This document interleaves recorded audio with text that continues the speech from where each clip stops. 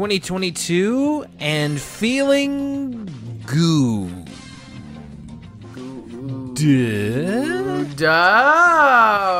Okay.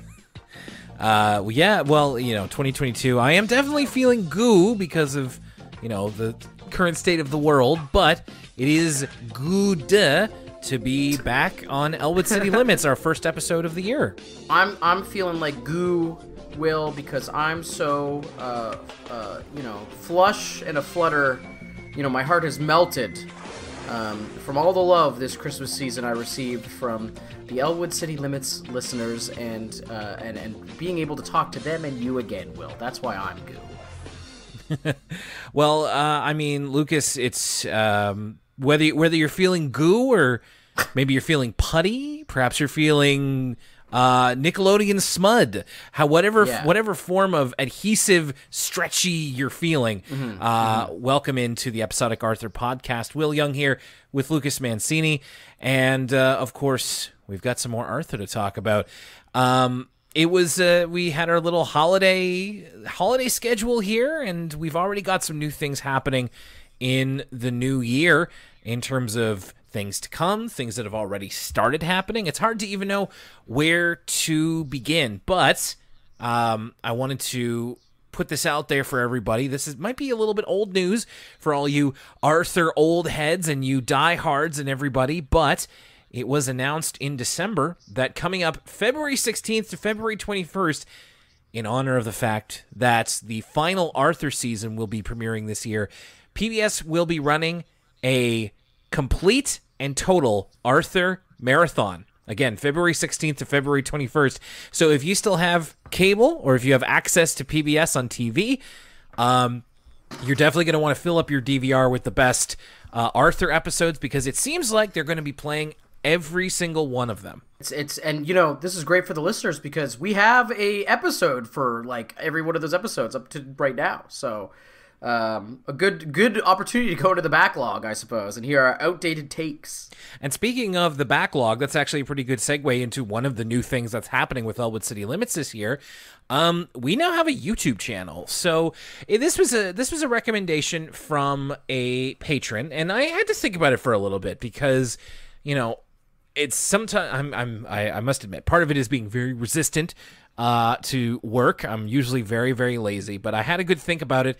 And I decided that it wouldn't be the worst idea to start putting up the Elwood City Limits backlog onto YouTube, where people, not necessarily myself, well, I say that, but I have listened to the occasional podcast on YouTube. We're on Spotify, we're on Apple Podcasts, we're on Google, and now, slowly but surely, I'm going to upload one classic podcast episode a day. We started with the first one, and that was...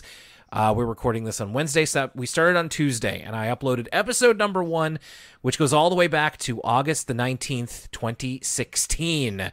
And I'll be uploading those daily, so that's a great way to catch up on the backlog before and during the Arthur Marathon on PBS in February.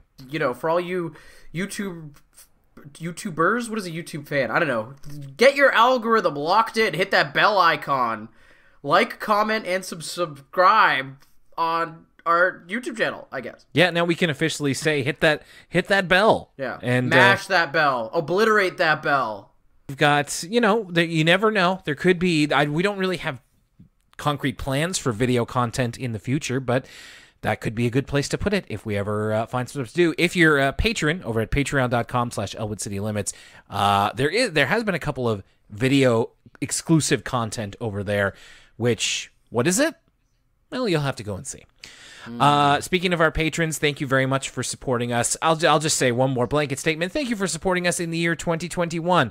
And we were happy to give you one last little bit as myself and my friend Mike. This is a different Mike than the Mike that's on our podcast. This is a different Mike. Yeah. His name is Mike. He lives in Nova Scotia. He is my friend. I know him. The other Mike, he's no friend of mine, so that's not the Mike we're talking about. Yeah, the other Mike is purely theoretical. He's yet to be measured by science, but he does exist, and he messes with our podcast episode releases. So, yeah, me and my buddy Mike, we did a pilot episode for a show that we called Worst Soundtrack Ever. We talked about the movie and the original soundtrack for the movie Small Soldiers. It's fun. I had fun listening back and editing it, and I think that you'll get a good laugh out of it, you patrons, if you haven't checked it out yet. And we've got more stuff coming up on the Patreon. You know what? Oh, I'm gonna have to take a look at that for the kids list, because I haven't picked what my next pick is going to be. So you're going to hear the process happening live here as we go about this episode. But we've also got a couple of emails burning a hole in the old Gmail. ElwoodCityLimits@gmail.com is where you can send us feedback to be read on the air or read off the air. These definitely begged to be read on the air. We've got a quick one to start off with here from Abby Love. And the email goes as such. Hi, my name is Abby Love. I really like Baby Kate. She's my favorite character in Arthur. That's interesting. I don't know if I've ever heard anyone claim Kate to be their favorite character, but certainly as the show goes on, she gets a little bit more of it going on. So glad to hear it. Thank you for your email. An inspired choice. It's like saying Maggie is your favorite Simpsons character. Yeah, I guess it would be. Thank you for your email, Abby. Our next one comes from Omeed, who says hi to Will, Lucas, and Mark. Okay, now first we got Mike, now we got Mark. Okay, there's a whole posse. Oh, that's it. So there's Mark, and he spawned from Mike like a gremlin. Yeah, Mark is like French Canadian Mike. It's Mark with a C. MARCQUE. Yeah. Oh, he's like the mark of anyway. So Omid, he emails in to say, I have a couple questions. First of all, what character would you be in Arthur? You can combine characters as well in Omid's rules. For example, Omid would have the strength of, Omid's example is the strength of Binky and the smartness of the brain. For me, it would be Arthur, except for the smartness of the brain and a very small bit of Francine's bossiness. So I think for me, I guess it's a theoretical question. The first thing I thought of was that, like, I guess I'd be Arthur because I'm anxious. And I'm like, I don't have to be Arthur. Yeah. I don't have to be This is your choice, Will. I guess I would have Buster's boundless enthusiasm and hunger. I would have Binky's appreciation for art. Yes. And I would have Muffy's money. That's a good one. These also double as like New Year's resolutions. I would have Molly's take no prisoners attitude. I would have Binky's dancing acumen. And I would have Grandma Thora's wisdom. Oh, very good. I thought you were going to say Molly's wardrobe. No, I would have, if I had to steal the wardrobe of anyone, I mean, everybody on Arthur's kind of dressing. I would probably take, if sticking with the tough customers, I would go with Rattles. Yeah, Rattles is a pretty classic tough guy look. Yeah. So that's Rattles looks like that one guy from Corner Gas. Oh, Hank? Is his name Hank? I don't know. I would, for some reason, you strike me as like a gas head. I really don't know much about it. No, you're not a fan? No, I can't say that. Like the beloved Central Canadian comedy Corner Gas, starring, what is his name? Brent Butt? Brent Butt. No, I've never been a great fan of Corner Gas. It was usually just on in the background at like 7 o'clock on CTV or whatever it would play. So, no, not me. But no, I mean, if you are a gas head, no shade, but it's never been for me. Omi continues. Also, who was your first favorite teacher in elementary school? For me, it would be my 3rd grade teacher who also taught us in quarantine.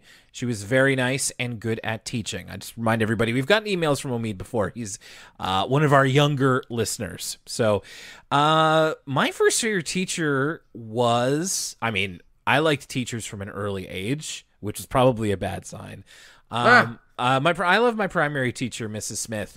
She was very nice, authoritative when she needed to be, but she was somebody who was really into the role of being an elementary teacher. And I remember meeting her decades later in a bit of an interesting twist of fate, and she remembered me. So that's the mark of a great teacher. Mrs. Smith I hope she is still great. I don't know whatever happened to her.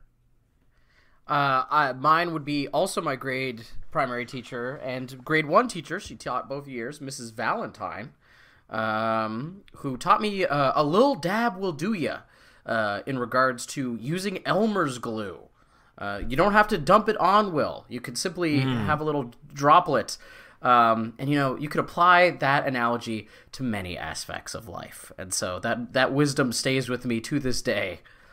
That's not, and Lucas, you're not young enough where that would have been dancing instructions.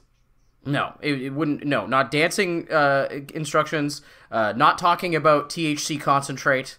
Neither type of dab was being invoked at that time. Gotcha. Okay.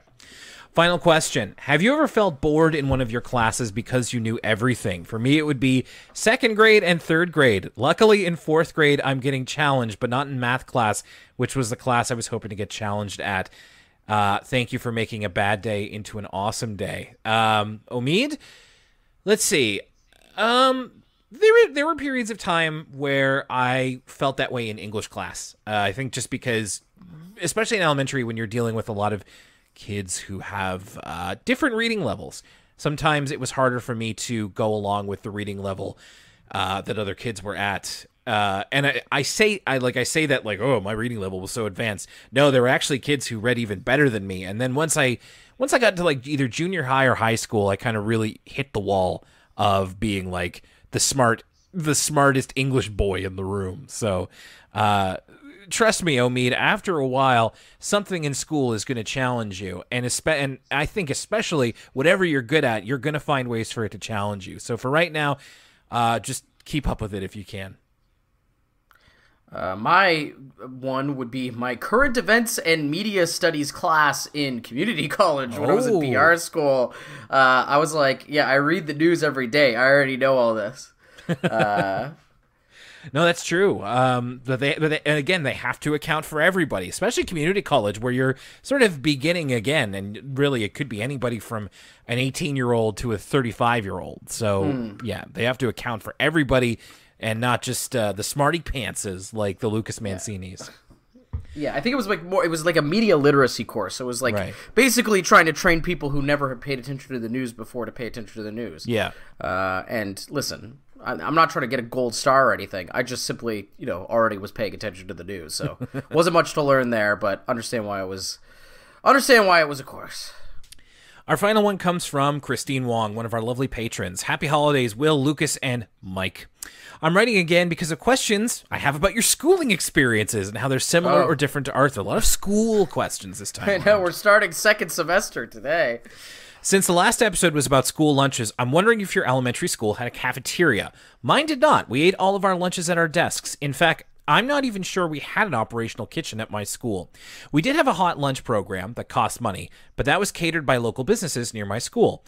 Every week, the local Japanese restaurant delivered yakisoba and California rolls, or the Greek restaurant would deliver chicken souvlaki and rice pilaf. Nice. Oh my God. As someone of Chinese descent, that was actually my first experience with food from cultures outside my own. Also, if memory serves me right, there was also one day near the end of the year during our sports day where we could order McDonald's, but I think that was phased out during my later years. Okay, so for me, no, we did not have a cafeteria at my elementary/junior high school. So we're talking grades primary, kindergarten to grade 9 here in our part of Canada. We did not have a cafeteria. I didn't have a cafeteria until I was in high school. So yeah, we had to pack our own lunches. There was what was called a lunch program, but it was basically like lunchtime supervision, not actually providing you lunches.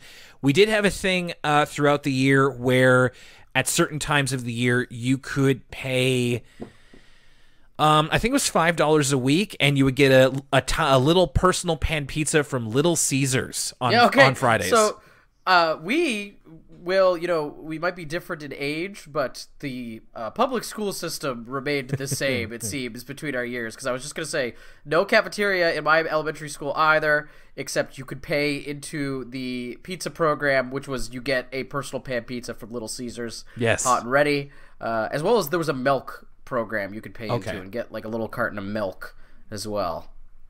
Didn't have the milk thing as far as I remember. Okay, that was a new development in the late 90s, it seems. But yeah, that was the kind of the extent of what that looked like for us. The Greek food and and Japanese food sounds awesome. Is there anything about Arthur's elementary school experience that stands out as atypical for you based on how your elementary school was like? For me, it's lockers. We had a cloakroom in each classroom, and school buses. Those only showed up during field trips. Christine also makes a note here. Fun fact, my boss graduated from Cole Harbor High School and is back in town visiting family, so maybe you'll run into him. And this is signed your favorite coastal elitist, I hope. Cole Harbor is actually right across the bridge into Dartmouth territory, so not too far from where we are, but I don't know if neither of us went to Cole Harbor High School, so well, you never know. You never know. So, okay, comparing Arthur's elementary school experience, I agree with you, Christine. I did not have school buses either. I walked to school because I was close. I walked to school throughout my entire educational career up until, well, actually including university. And I didn't have lockers until junior high. It was weird for me that the Arthur kids had lockers in elementary. I was wondering when we would get ours, and it turned out to be in grade 7 was when we started that. Yeah, true. We had like cubbies. Yes, cubbies were especially like a early elementary school thing. So you keep your winter jacket out here in up north, and your lunchbox as well. Yeah. I'm trying to think of I'm just going through every single thing in Arthur that was a little strange. You pretty much covered it, Christine. If I think of anything else, I'll let you know. But yeah, that's kind of how our schooling went when we were the ripe old age of 8 and above or below, such as Arthur is. Thank you for your emails, everybody. elwoodcitylimits@gmail.com if you'd like to correspond with us. And we want to wish an additional thank you to the lovely people who have stuck on into 2022 as our wonderful patrons. People like Hal Pendragon and Infra90. We have Alex K and Jolo Flo, Jess Coulter and Gabby S, Casey Cosmos, who has been a great follow on Twitter, I must add. JHC, Greenhouse Vinyls. We have Alistair and Lawrence, Daniel Updegraff. And we also have people like Greg Hagai, Michaela Gibson, Aaron DeFilippo, Macy Ball, and Froppy. Thanks, everybody. Really appreciate your support.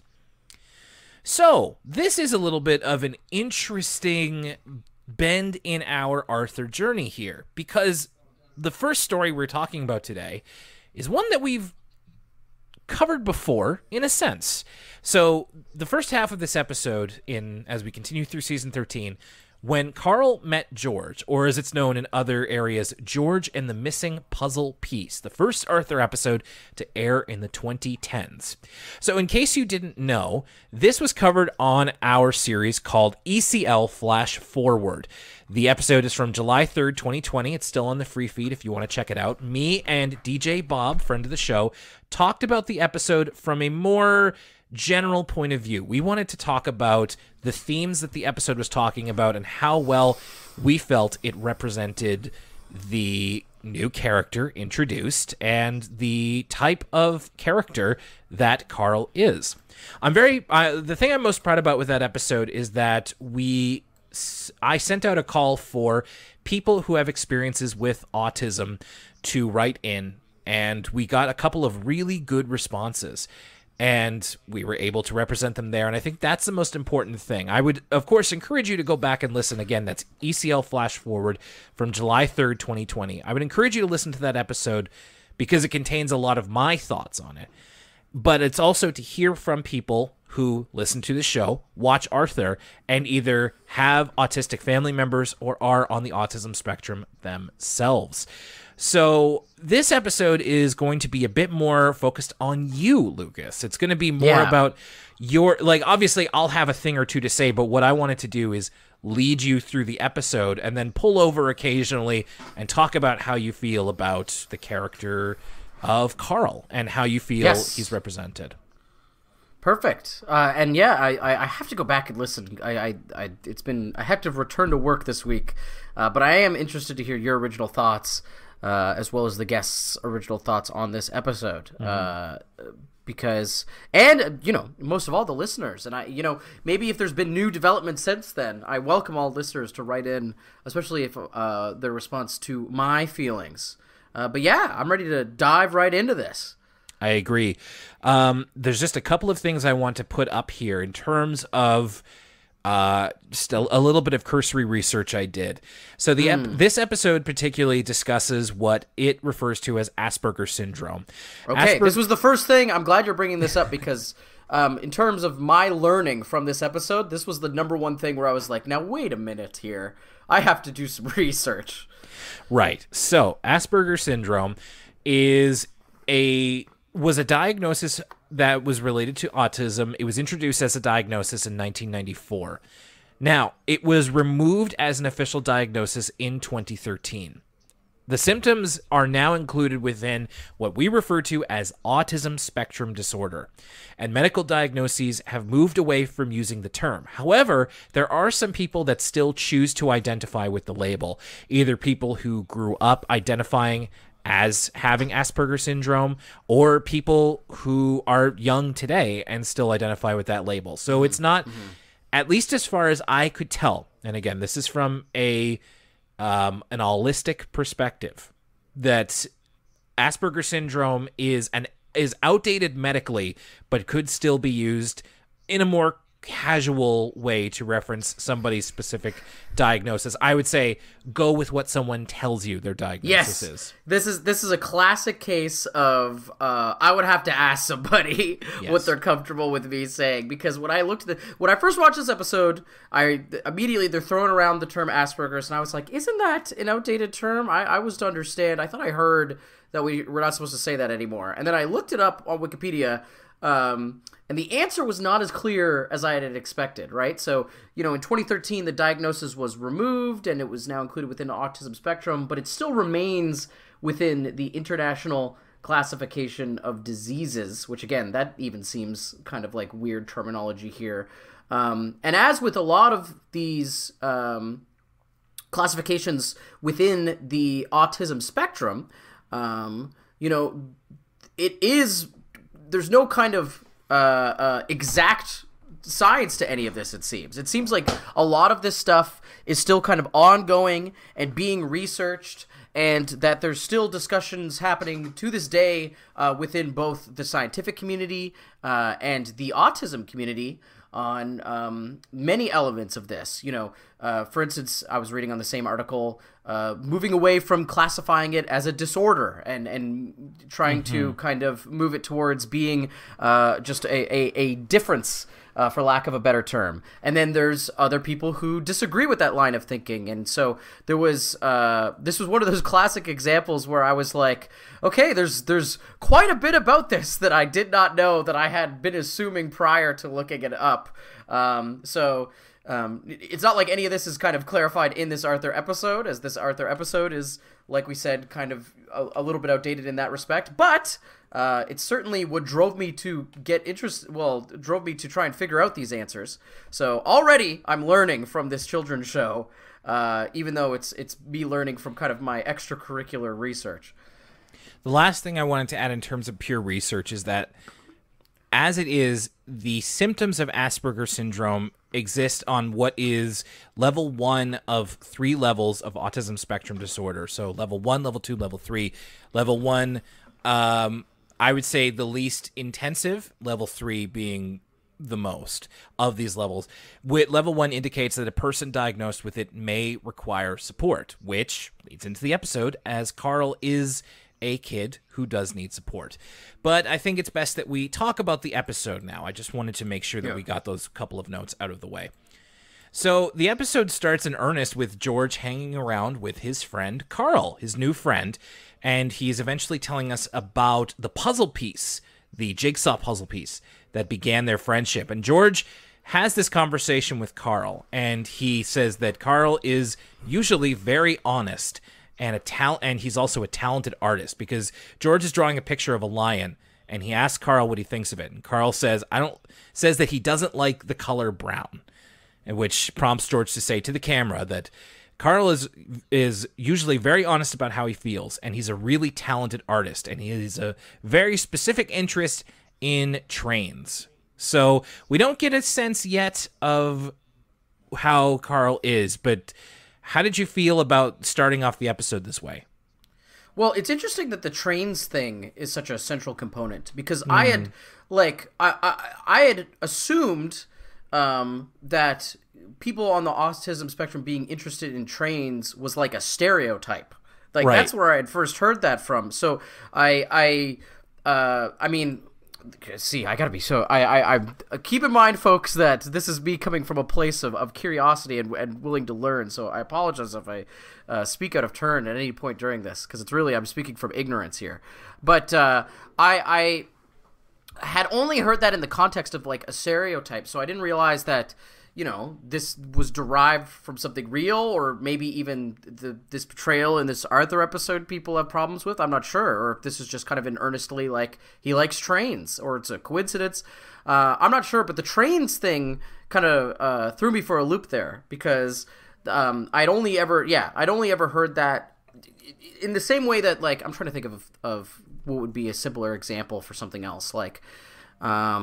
You know, I'm culturally Italian, right? There's all kinds of things you can assume about someone being culturally Italian. Doesn't mean that it's necessarily polite.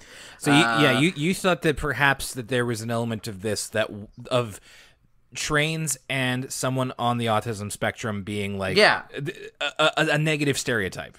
Exactly. Okay, yes, exactly. That's what I'm trying to articulate. Okay. And so I seeing it in this episode maybe kind of it was a lot of food for thought, because I was like, okay, is this, you know, coming from like a lived experience?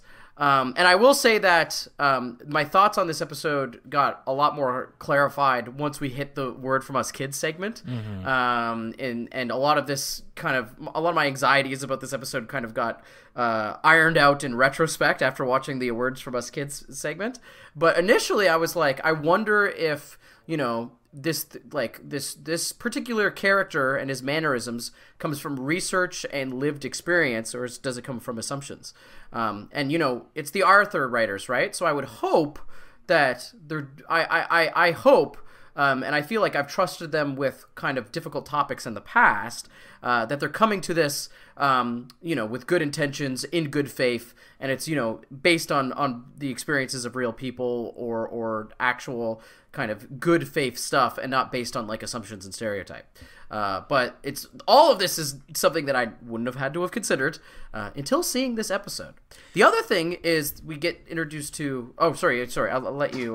No, all I wanted to say is that there was very little that I could find in terms of like behind the scenes information about how this episode was put together, and which is unfortunate, because there is a comparatively a lot of information about how something like the intentions behind the Great McGrady, which we covered in the previous ECL episode. Unfortunately, there isn't that much I could find in terms of writing about this. Yeah. And you know what? I'm not, you know, I don't want people to think I'm being accusatory or anything. I'm literally just actually curious, because, you know, I don't want to be making a mountain out of a molehill here. It could be that even thinking that this is some sort of stereotype or thing is actually coming from my wrongheadedness. I mean, who doesn't like trains? I'm to understand that trains are all the rage these days on TikTok. I don't know if you've seen that British guy who, like... Yes, I love that guy. Is all excited. Yeah, everybody loves that guy. I love that guy too. And, you know, it's hard not to feel enthusiastic about trains watching those videos. Mm-hmm. So maybe it is I who is wrong, and I'm... Even to assume that there's something wrong with this shows my ignorance more than anything else. But anyway, this line of thinking was all spawned from this Arthur episode. So to move on, we get introduced to this puzzle piece, which is kind of one of the central kind of MacGuffins in this episode, and kind of the impetus for George and Carl becoming friends. And that was another thing I thought was interesting, was that the puzzle piece is kind of... It's a symbol used in the autism community. That's like right. I forgot about that. Yeah, and whenever you look at like autism organizations, and again, this is I'm speaking from total ignorance here because the people I know with autism, like who I have on Facebook and stuff, they're always talking about autism rights and advocacy and stuff like that. And I'm to understand that there's a lot of, as with anything, you know, politics, anything, there's a lot of discussion and disagreement within the autism community about those various organizations. You know, some may not be what they seem, but they all kind of use the same imagery in terms of the puzzle piece and stuff like that. I think that there's a certain color that I believe is associated with it. I don't want to. It might be blue. I'm not. I can't say I remember. I'm not. I don't know, but I have seen the puzzle piece before, and so I wonder if that's also intentional. If you know, this puzzle piece is trying to be. I mean, it seems like almost too much of a coincidence to not be, right? Yeah, yeah, you're right. That's a good point, and I didn't even think about that. I just want to reiterate while we've been talking about it. I want to just make it so that make it clear first of all, and Lucas, you can let me know if I'm off on this. Neither Lucas nor I have been diagnosed as being on the autism spectrum. It's true. I believe, you know, like you, Lucas, I have friends and potentially even relatives who who are on the autism spectrum to some degree. Yeah. And who's to say it's like that's those who have chosen to share their diagnosis with us. And yeah.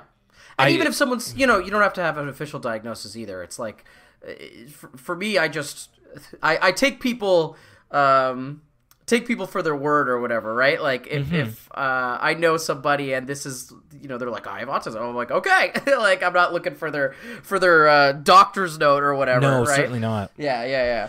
And I just want to make it clear to our audience that you can be a part of this discussion as well if you want to be. And as I did when we covered this a couple of years ago, if you have any responses to what we have talked about, whether you need to say like, hey, you guys got this wrong, I encourage you, like, please reach out on social media or via email. We would really love to continue talking about this episode and to learn from it. So we apologize for anything that we say that isn't completely correct because, as Lucas said, it is mostly out of ignorance. It is experiences that we don't have. Me and Will are experts on Arthur, not the autism spectrum. So, you know, if you have any criticisms in terms of our Arthur knowledge, I don't want to hear it. I'm the one who's watched all these episodes. You know, I'm the expert there. But in terms of literally anything else, I am open and willing to be corrected by all means. And, you know, yeah, I'm trying to come to this with a place of good faith. I'm just trying to ask questions. I'm not trying to...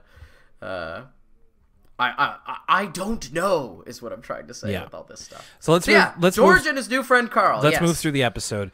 So we see the beginning of their friendship is George meeting Carl at the community center where George is in a class that is being run by his dad. It's a woodworking class. So George needs to get a bottle of glue from a different classroom. George's memory of this situation is that he didn't really get a fix on whether Carl liked him or not. So when he meets him, Carl is working on a jigsaw puzzle of a train, a very specific train that Carl is very knowledgeable about. And as soon as George shows an interest in the train, Carl describes it in a very like detailed manner. Clinical detail. Carl even himself says that he comes to the community center twice a week with his mom, and he prefers his apple juice in a box and not in a bottle. And he says that, like you said, Lucas, very, very clinically. But he's just kind of quietly doing his puzzle.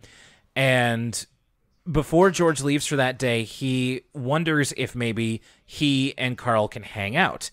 And Carl's confused by this. He's like, hang out of where? And then George is like, what do you... Oh, wait a second. You're pulling my leg. And Carl says, no, I'm not. I'm doing a jigsaw puzzle. So he doesn't seem to understand George's figures of speech, which to certain people would be something you pick up very early and makes sense on its face, but not so much to Carl. Yeah, and this is where we kind of it's explained in plain language basically what's going on with Carl and why he is the way he is. Yeah.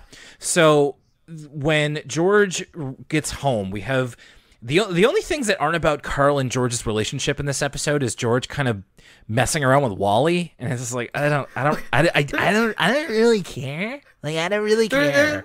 There was one bit I liked in this, in that like George's relationship with Wally is really weird because like George and Wally are the same person, but like George will like do things to like torture Wally. It seems like, for instance, Wally is like, "Not your dirty pants," and he's like picking up his like soiled garments with Wally. And you know, if we are to take Wally as a character, you know, Wally is being forced to like literally eat George's shorts. So that I kind of found funny. But yeah, Wally's basically uses a device to be kind of George's internal monologue. So as George kind of wrestles with the conflict of this episode, it's always through him talking to Wally. But you're right. The next development that we have is when George realizes that when he bumped into the table when Carl was doing his puzzle, he accidentally took one of the puzzle pieces home. So he wants to return it the next day, but he also brings Wally because Wally is, as we've seen before, George's way to create connections with people. Now, it doesn't always work out for the best that way, but George is a shy kid, so he figures that's a good way to break the ice in a sense. So he brings him in his backpack, and he wants to return the missing puzzle piece, but he brings out Wally first. And a little bit as a surprise, he's like, "I got a surprise for you, Carl," and Carl's not expecting it, and we see immediately that Carl is terrified of Wally. And to be fair, the shots that they use, like Carl is wide-eyed, his pupils are dilated, and the close-up they have of Wally is just awful. His teeth are so huge. I mean, and you know, they attribute Carl's reaction to him being on the autism spectrum, and you know, I probably wouldn't react the same way, but I would be pretty perturbed if I just met someone and they brought out their wooden dummy of a giraffe and started talking to me. You know, I wouldn't, you know, run to the corner, but I would be like, this person, what are they doing? Like, hey, like if you just meet me and I'm like, Will, I got a surprise for you, and I bring out my big wooden dummy, it'd be weird. So this isn't all on Carl. I think that George needs to learn not to spring the dummy on people. Yes, and I should mention that Carl is there with his mom. His mom's at the table, is very friendly, and Carl has a very a strong reaction to Wally, and to which, as we see on the screen, he runs away. He finds a wall and he begins muttering, repeating an even tone, just very And this is where Carl's mom looks after him very, very patiently. She doesn't, you know, get mad at George or anything. And she says that Carl has Asperger's syndrome. So as Carl is self-soothing, she's there to support him. And George is very rattled by this, which if this is your first experience seeing something like this, and George is like 8 years old, it probably would be. And he feels responsible. He feels like he did something wrong. So he runs away. We get a part here where George is recounting this to Brain in Brain's mom's ice cream shop, and he mentions the word Asperger's syndrome, and Brain says, like, Asperger's syndrome? Oh, my uncle has that. And he talks about his uncle, Professor Keith Powers, who he has a clipping of from a newspaper, a wildly intelligent man, and who he says also has Asperger's syndrome, which Brain says, you know, he's incredibly intelligent, but he is not able to be around people as easily as you or me, or something to that effect. And he talks about the description from his uncle of what it's like to live with autism spectrum disorder. This is probably the most well-known part of this episode. There's actually, I looked it up here, there's a BuzzFeed article from 2015 that is all about like how Arthur described autism in a positive way. The article is called "A Reminder That Arthur Once Beautifully Described Asperger's Syndrome." And you know what? I mentioned earlier that any kind of doubt or misgivings I had about this episode kind of faded away once we got to the word from us kids segment. But I will say that this segment as well, you know, all that hemming and hawing and Motormouth I was doing earlier about wondering if this episode was in good faith, that mostly was subsided by this segment right here, where we see, like you said and like BuzzFeed said, a pretty apt and I would say empathetic portrayal of what it's like to be or to have this specific autism diagnosis. And I think it's a very engaging and effective analogy, you know, with George landing on the alien planet, everybody being louder, things that were funny to George not being funny to everybody else, not understanding the alien social cues. It seemed to be a very kind of respectful and effective analogy, both for kids and, you know, I think the reason there's a BuzzFeed article about it and the reason we're still talking about it to this day, I think it's effective for adults as well. Yes.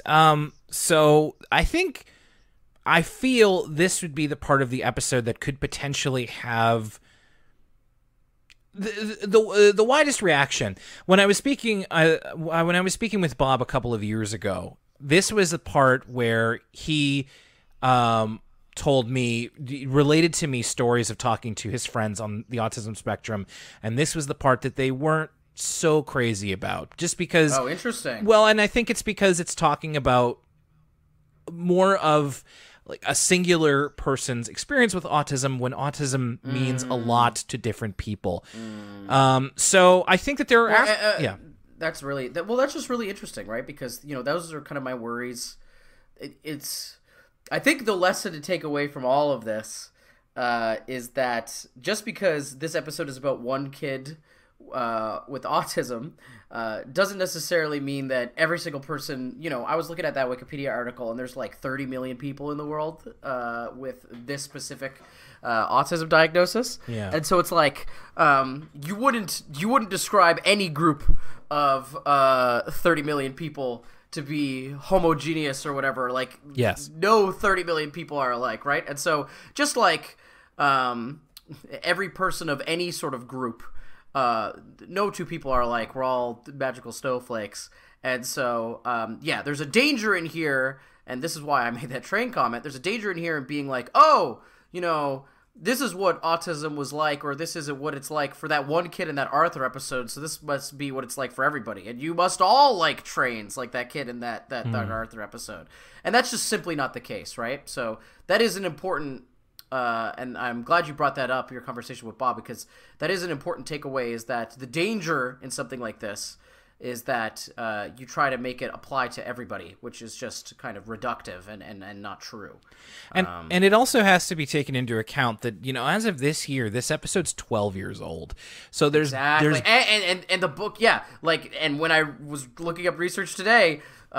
this book is not yet finished or closed, rather. Like the research about this terminology and this whole area is a very kind of new thing in terms of the science.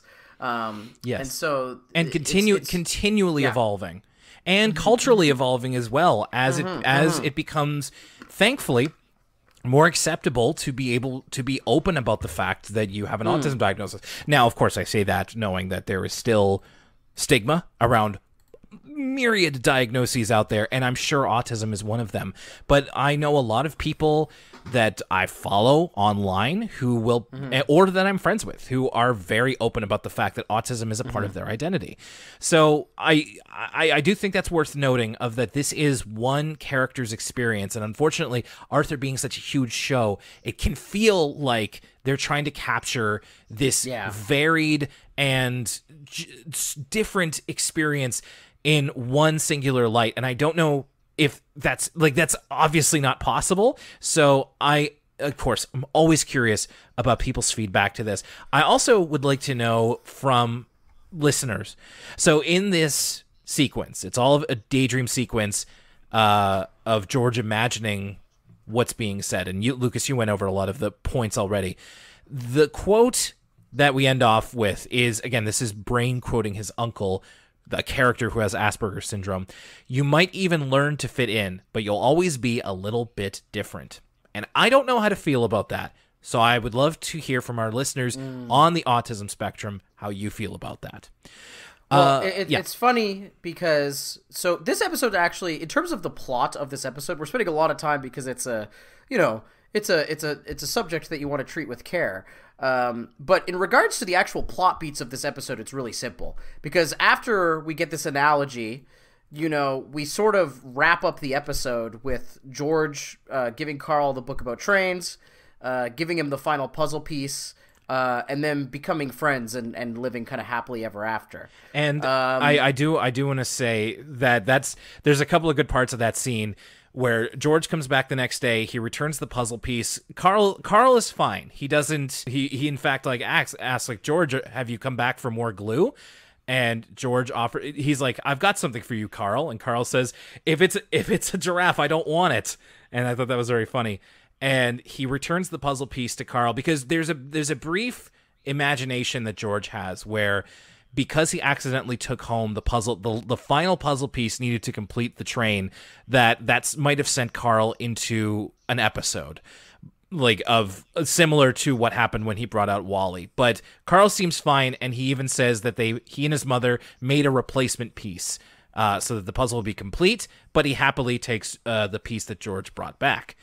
And we end the episode in a similar way that we began. They're still hanging out, and I believe this is like George's room. He took the puzzle piece that Carl made himself as a memento. And the episode itself ends with Carl looking at... And George is using language where he is saying, Carl is my friend, and I'm very glad that I got to know him. And Carl also looks right at the camera and says, nice to see you, and then leaves. George says, I taught him how to do that. But he taught me to speak quietly, be clear, and not to take it personally if he ignores me. Which, again, very general.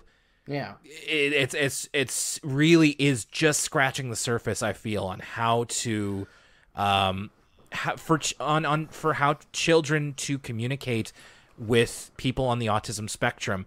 But I have thoughts on that I want to save for the end of the episode. Do you have anything else that you want to say at this juncture about the rest of it? Well, I'll say, and moving on into the next bit, is that, so, everything that we've talked about up to this point, I had those kind of, I had my guard up, and I wasn't so sure about this episode and its attempt to be a universal portrayal. But then we get this delightful Word From Us Kids sequence.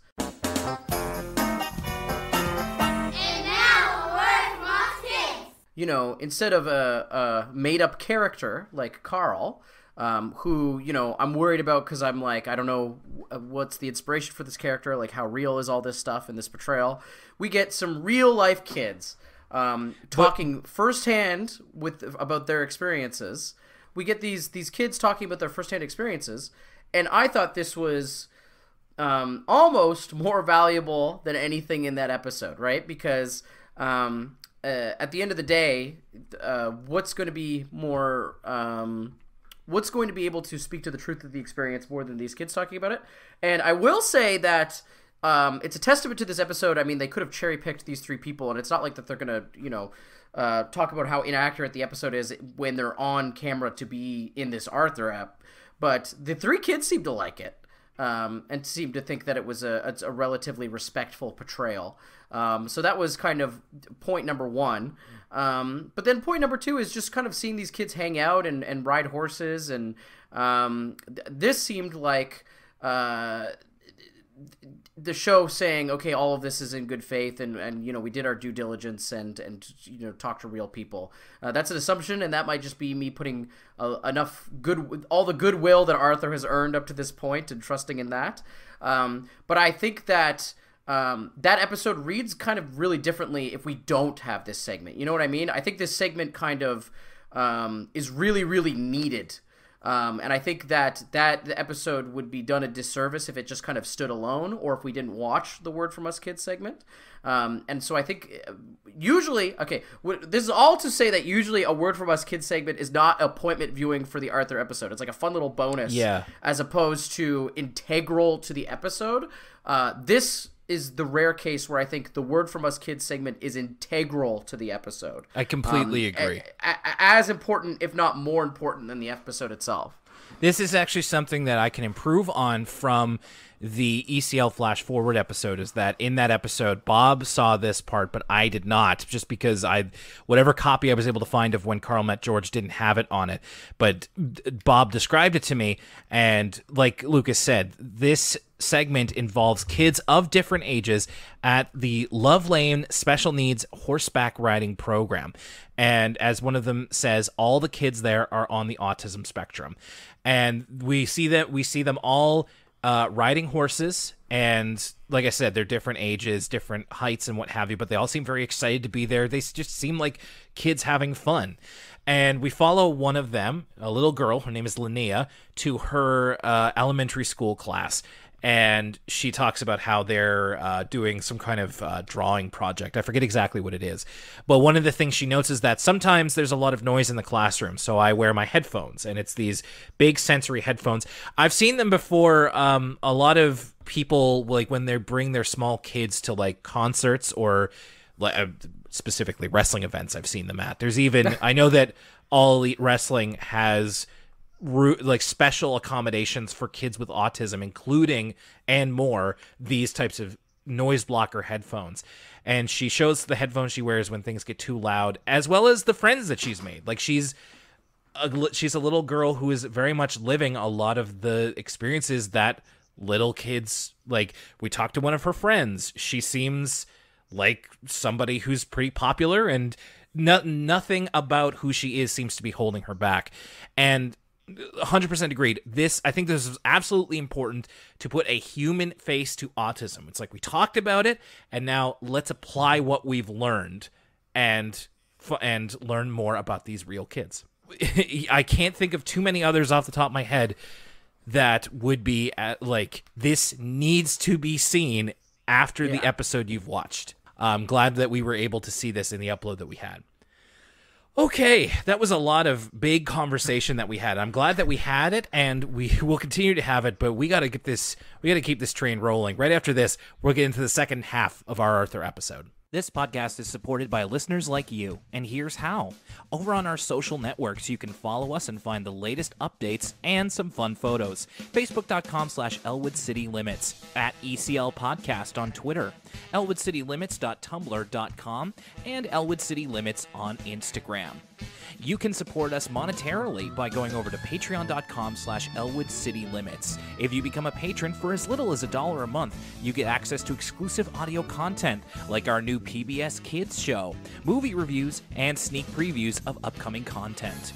Support us as well by going to teespring.com/stores/Elwood-City-Limits-store, or search Elwood City Limits on Teespring. Buy yourself a t-shirt, a tank top, or a hoodie with the Elwood City Limits logo, or an exclusive design by our friend Josh. Elwood City Limits is available online at libsyn.com/Elwood City Limits, or you can find it on Spotify, Apple Podcasts, and other podcast apps. Is it not on your favorite app? Let us know, and you can always help us by spreading the word, tell your friends, and send us a message either on social media or an email, elwoodcitylimits@gmail.com. Thank you so much for your continued support.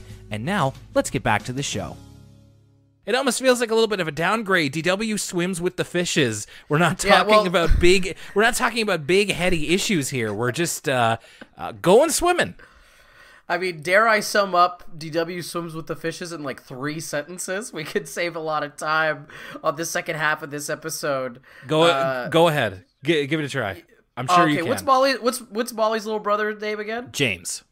So DW and James are in a swim meet. They start to get really competitive, and then the competitiveness spreads to Arthur and Molly, to which Arthur and Molly kind of overdo it with their competitiveness. And then, the real trophy was the friends we made along the way. And James and DW decide that, being friends is more important than winning the competition. DW goes back to help James at the detriment to her winning. And Arthur and Molly realized that their behavior was quite silly. And that's basically the episode. Very much so. But we'll get into it a little bit more, in a little bit more of a detailed sense. Yeah. The cold open has to do with Arthur asking if, what is the wording here? Or not asking. He just says, even the nicest people can lose control sometimes. His example is Braid, to which I say, Cap! You're capping! Braid is not that nice! I've seen Braid have, like, total freak... Remember when he was, like, trying to figure out how to, like... like I'm going to get revenge, he said. Yeah! He was, like, gonna leave, like, this, like... A satellite was gonna shoot, like, a package that was gonna catch on fire at Muffy's doorstep or something, or Francine's doorstep. Like, I don't know where Braid got this reputation that he's such a nice guy. He's correcting people all the time. Exactly. In fact, Arthur says you don't get much nicer than Brain. False. Empirically false. So what Arthur is referencing is that Brain lost out on the high score of a video game called Quark Lord because Buster accidentally tripped over the plug. And then he chases Buster with, like, his arms outstretched as if he's going to physically assault him. It's just like, I didn't find this particularly funny. It's a little worrying, to be honest with you. I thought it was a little bit funny just because I was aghast at the claim that you don't get much nicer than Braid. So the matter of the episode is that DW and James are competing in speed swimming, as in, and I say that like lane swimming. They're doing lane swimming at the local pool, which we've seen a few times before, and they're going to take part in a kids swim meet. So they're very much looking forward to doing that. DW's big thing is that she wants to win the trophy because it's as big as her. She mentions this a couple of times.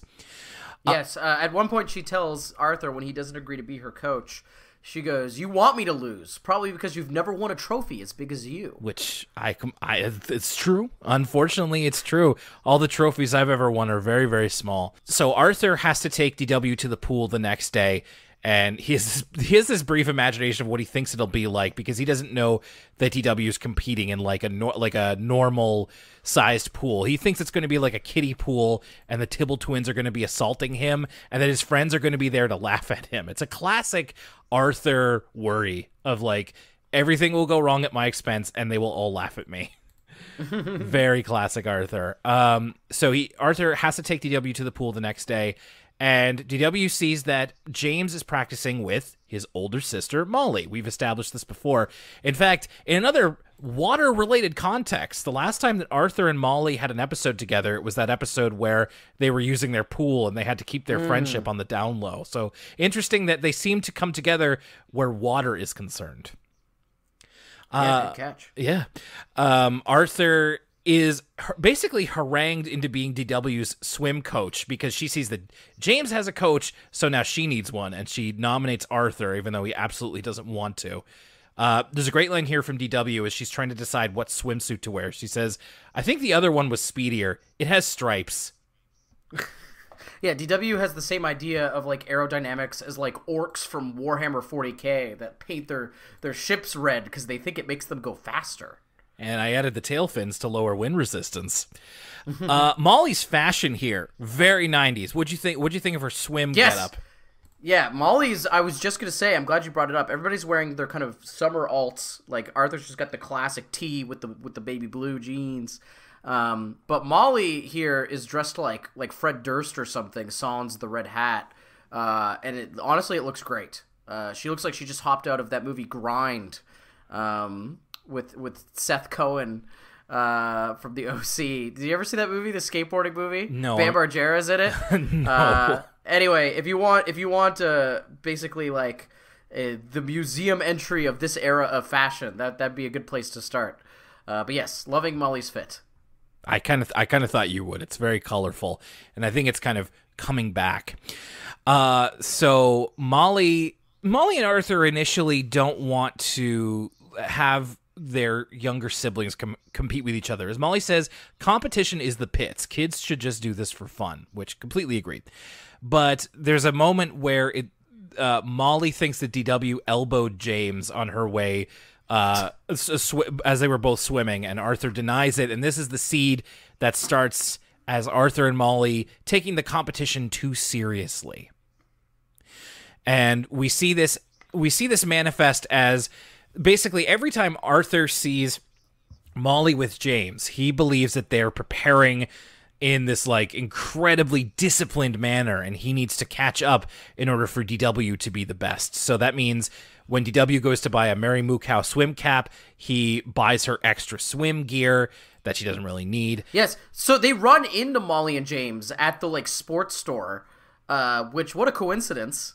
And, you know, to denote how ominous it is that they're running into Molly and James at the sports store, when Arthur first sees them, it's a Dutch angle.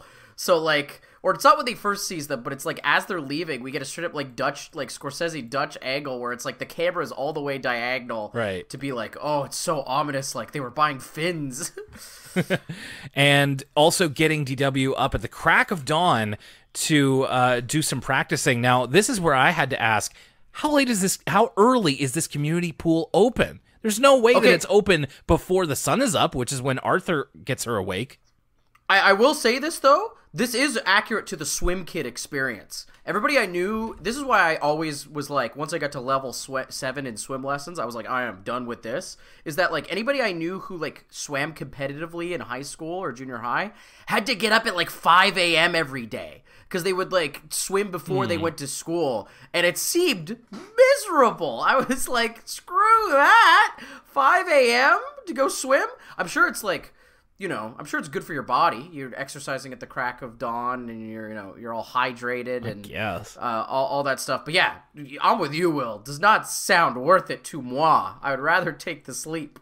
I did swimming lessons from an early age, and it never really required a super early wake up. I never did it competitively, which is the only thing. Is that I had an opportunity. That's when they start waking up. Yeah, I had an opportunity to do it competitively after I finished my swimming lessons, and I just decided that no, I am not the caliber of person to want to do this competitively. So DW and James, slowly we get a bit of a montage where they are being trained like crazy by their older siblings, and they're just aren't able to enjoy the competition because of how much Arthur and Molly have been pushing them. In fact, they meet up at kindergarten the next day, and they're both very reluctant to wish each other good luck because they've both been training so hard that they feel that they should win. And DW's like, good luck to me, I guess. And James is like, yeah, to me too.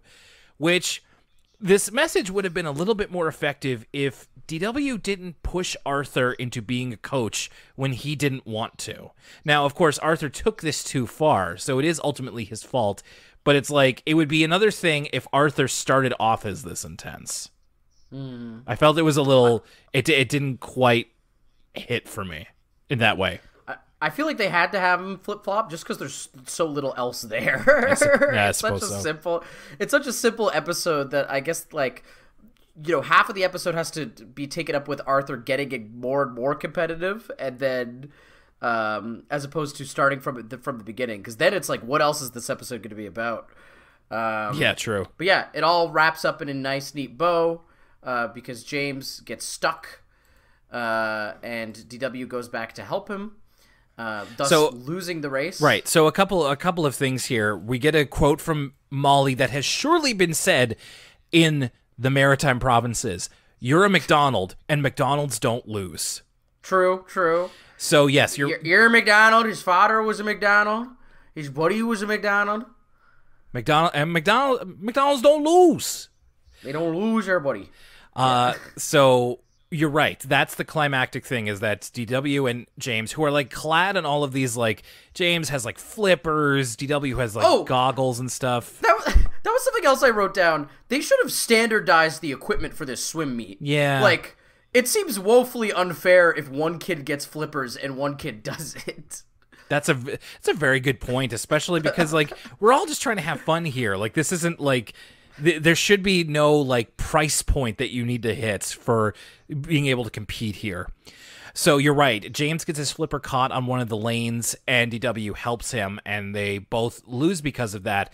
And Buster's like Jay Baruchel's character in Goon. He's filming the whole thing on his camcorder, but he's not swearing as much. And Emily ends up winning the meet because of DW helping James. And we get Buster's running commentary, and he says, and the winner is Emily, whose last name I don't know. And I felt very seen in that part of just like, there are some characters who like we just kind of don't know their names, and it's nice for the show to be like, we didn't even make up a last name, I don't know.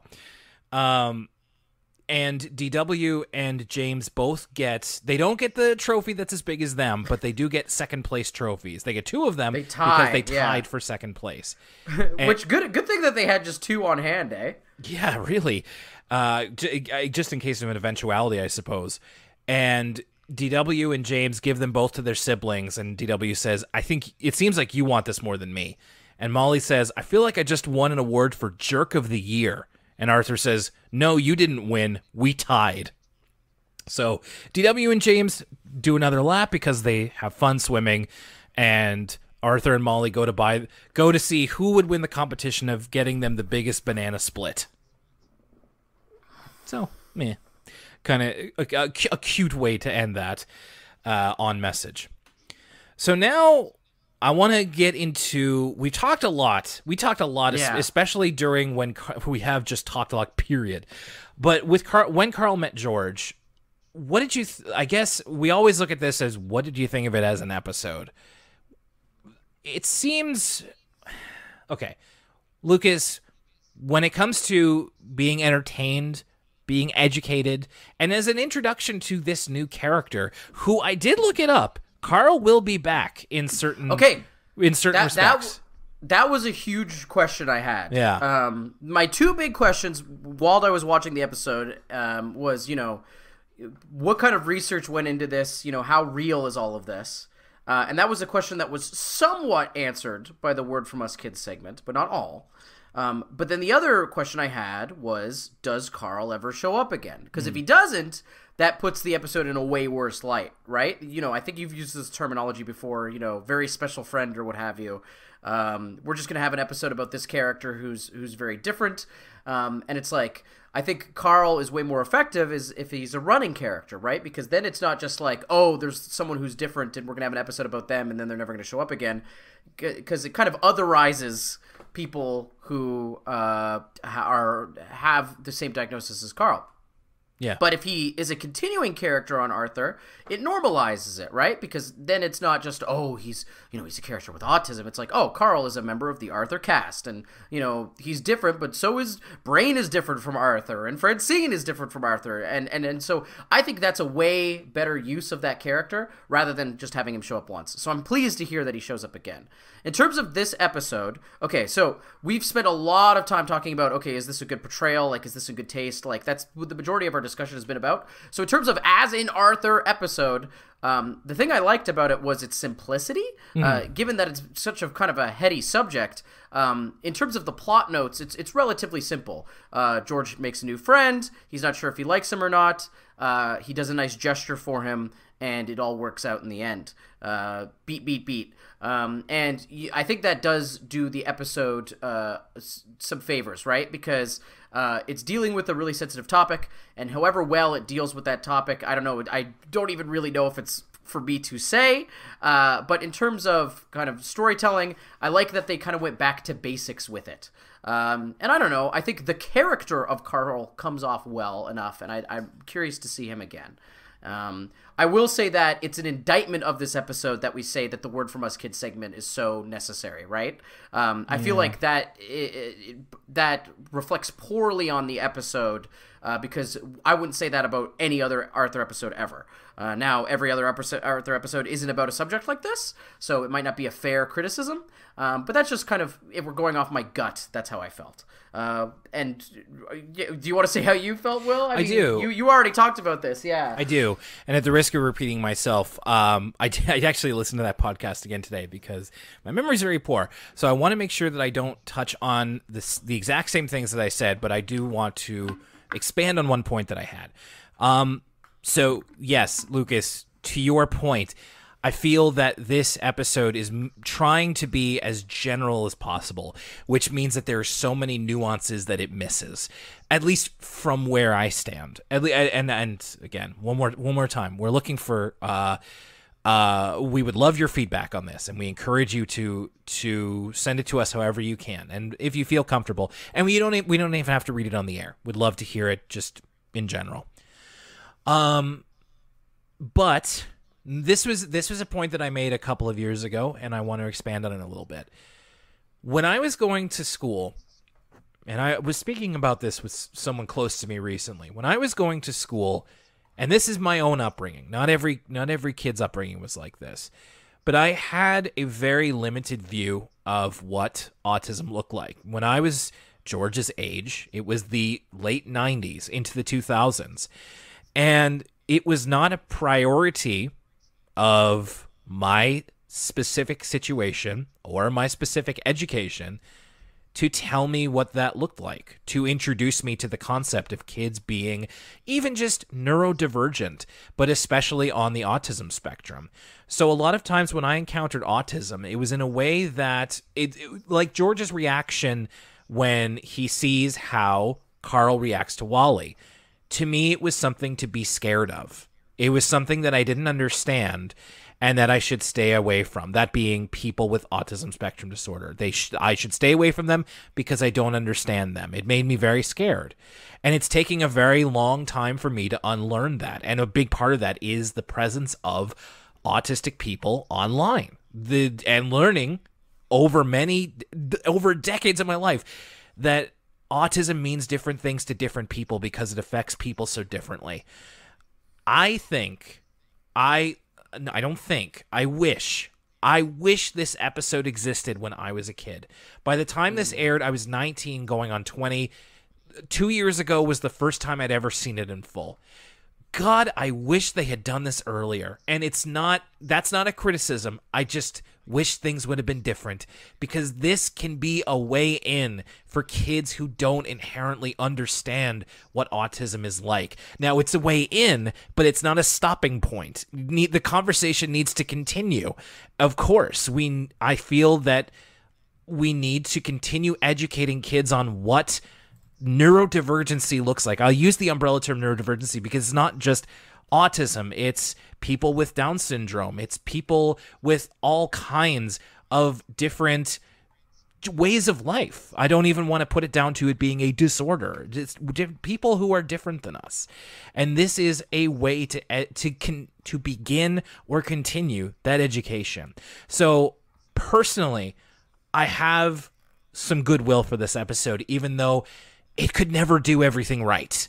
Yeah. Just fundamentally, it could never ever do everything right, and I hope that that's not what people expect from it. But and I also assume that there are more salient criticisms to be made, and I hope that people make them towards us and key us in on it. But for what it is, I really do appreciate it. I like Carl. I think he's a cute little kid. I was obsessed with Thomas the Tank Engine as a kid, so I had the trains thing in a way, and I still really like trains. I like trains too. Who doesn't like trains, right? Listeners, you at home, Elwood City Lib, it's faithful. I like trains. Say it with me. I like trains. It struggles by the fact that it is meant to be an episode that is meant to teach you something, so it's not. It lacks a bit of the Arthur wit. It lacks a little bit of the dryness that we can get from Arthur, the dryness and the humor that we get sometimes, but there is a good line here and there, and it serves a specific purpose. So we're kind of stepping outside of the Arthur shoes for this one, and we're bringing a message forward. Which, is it the greatest Arthur episode? No. Is it necessary? I think so. Well, and for all its faults, it inspired me to learn something, right? Like, yes. I was like, this episode might not be enough to teach me how to talk about this correctly, so I'm gonna try and do some light research, and that's more than I could say about a lot of things. Absolutely. In comparison, man, DW Swims with the Fish has never had a chance in terms of just us. It's just like I just wasn't in the mood, after watching. I almost wish when Carl met George was the whole episode. I wish it was a double. I agree. That would have allowed more room for nuance. Maybe allowed Carl to bounce off of the other characters and have him be introduced to the Arthur gang at large. It just feels like we had to stop. And I was not ready to stop thinking about that episode, because we have to do a little slice of life one with DW swimming. And I'll just say quickly, the DW swims with the fishes, it's fine. Like, there's some good lines in there. It has a decent message. I love seeing Molly. Great use of that. It's pretty good. Like, I have no ill will towards it. It's just in a really unfortunate spot. And by the end of When Carl Met George, I was just like, oh, we have to keep going. So hopefully, I'm sure that came across in some way. But DW Swims with the Fish is pretty good. Yeah, I agree. And honestly, I kind of liked that it was so easy and simple because it's my little pea brain was doing so much thinking during that first episode. I was like, oh, I gotta think about what I'm gonna say. I'm thinking so hard. This second episode, I was like, man, this is classic. Like, this seems even more simple than like season 1 Arthur, of just like, we got Arthur, we got DW, a classic. Just moral of the story is, don't be too competitive. It's real simple. 3-act structure, some funny jokes and japes, a fun Arthur and DW ep. I was like, this is a totally serviceable Arthur episode. Yeah, you know what? That's a very good point. Perhaps we didn't need to keep it going, but like I said, I think I would have just preferred When Carl Met George be a double episode, which would have been a lot. Agreed. Which you know what would have been very heavy in terms of, this is immediately following the Mrs. McGrady episode, so that might have been a little bit much. But anyway, we can coulda, woulda, shoulda all of this, but the point is that I'm really glad that we talked about it. And Lucas, I'm even more glad that I was able to talk to you about this, because I've been dying to know what you think of this for the past year and a half. Well, I'm glad we had this discussion. I hope you at home all enjoyed it as well. So that's the end of our episode here. We are going to be moving back to our normal schedule starting next week. So throughout the episode, I've been going back to our Google Doc and trying to decide what PBS Kids show that I want to watch for the kids, a PBS Kids podcast, which will be our Patreon exclusive release next week. And remember, you can go to patreon.com/Elwood City Limits to catch up on the whole thing. I'm going to go with something that I used to watch a lot on PBS when I was a kid. And I bet you that almost nobody remembers this. I'm sure that some of our patrons do, because we have some very knowledgeable patrons. But I bet you if you're listening to this and you're either not on the Patreon, or you're let's say a casual listener, somebody who, maybe follows Arthur, maybe watched it back in the day. Do you remember Tots TV? Because I remember Tots TV, and we're going to talk about Tots TV next week, because it's my pick. Well, I don't know about Tots TV, but I'm excited to learn. Excellent. And then 2 weeks after that, we will be back with another Arthur episode. This one is, I love this name, A Portrait of the Artist as a Young Tybalt, along with the Secret Guardians. Okay. And I believe that episode will have a special guest. Yes, you're absolutely right. We're going to be calling on a new guest for the show. I'm excited to talk with them, and I think even from the titles alone, this seems like something that I would want to introduce to somebody else. So, great to stretch and be back in the Elwood City Limits digs, and glad we are all going into 2022. Okay, we hope that you're well wherever you are, and we hope that the year has started off well for you. And if not, Elwood City Limits, we will be here as we can to give you a little bit, to make it, as Omid said, to turn a bad day into an awesome one. For Elwood City Limits, my name's Will Young, and for Lucas Mancini, the competition's the pits. We'll see you next time.